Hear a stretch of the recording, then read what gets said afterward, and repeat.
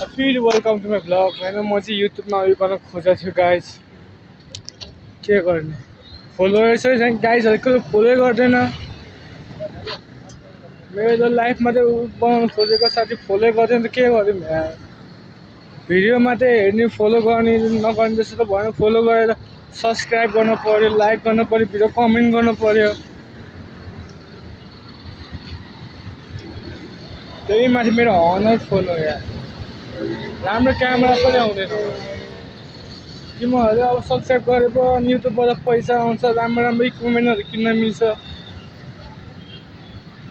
सपना आयो भ्लगर बन्ने थियो फन्डै पाएन कसले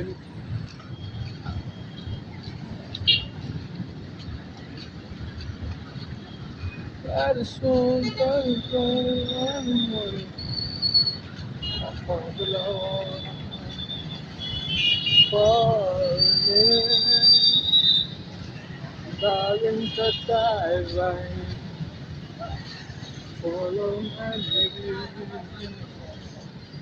Will I find God?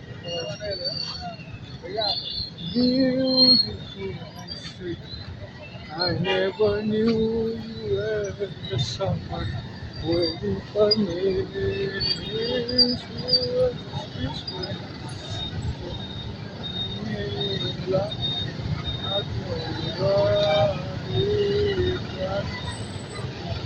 I will give you a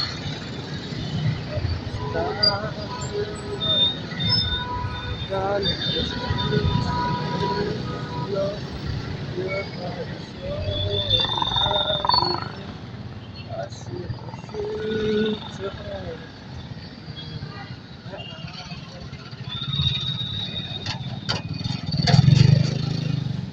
Baby,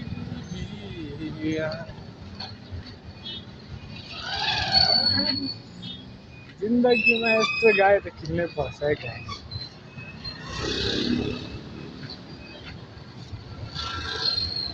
I just wanted that you don't even care. Look past the places that there are. गाई चाहिँ मेरो एक्सको लागि गीत है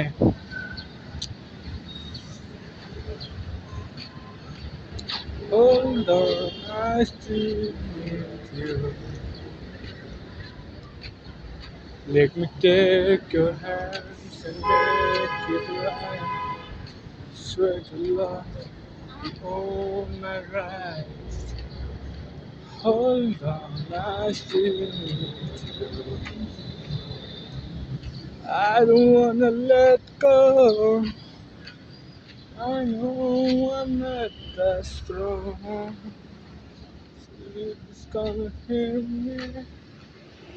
So baby, let's go home.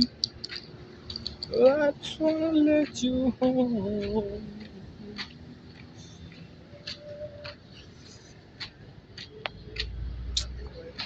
Yeah, गीत गाउँदा यो extra याद आउँछ त्यही लङ डिस्टेन्सवाला त्यही थियो मेरो first love last love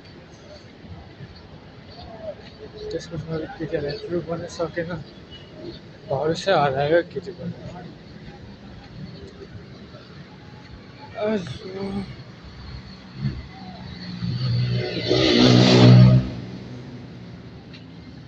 guys म त ऱ्याप बनाउँछु है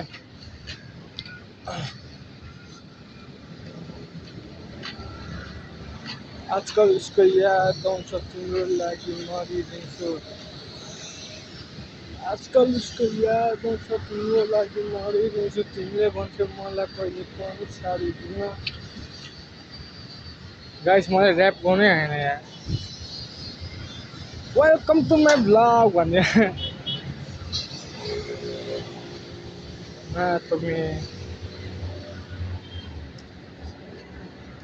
गाइस म त कति जिन्दगी बुझेन क्या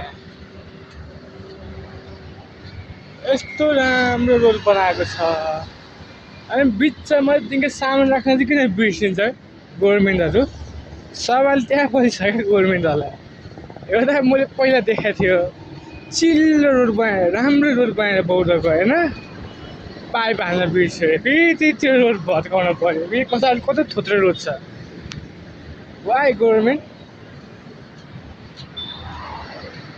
अनि एउटा कसै बालिनलाई मैले बालिनको बिग फ्यान हो तर बालिनको सुकुम्बासी भर्काएँ नि सुकुम्बासीको लागि पनि ठाउँ राख्नु पऱ्यो क्या बस्नको लागि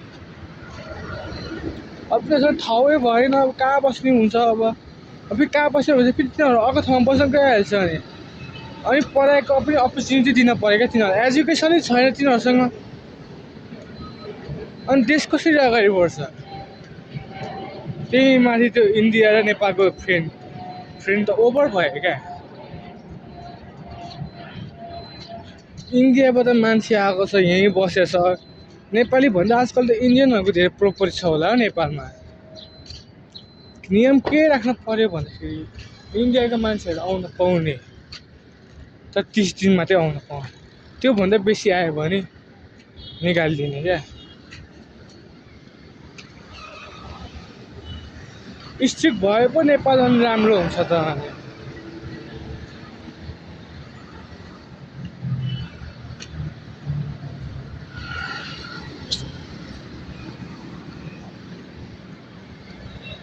अनि कामको अपर्च्युनिटी क्या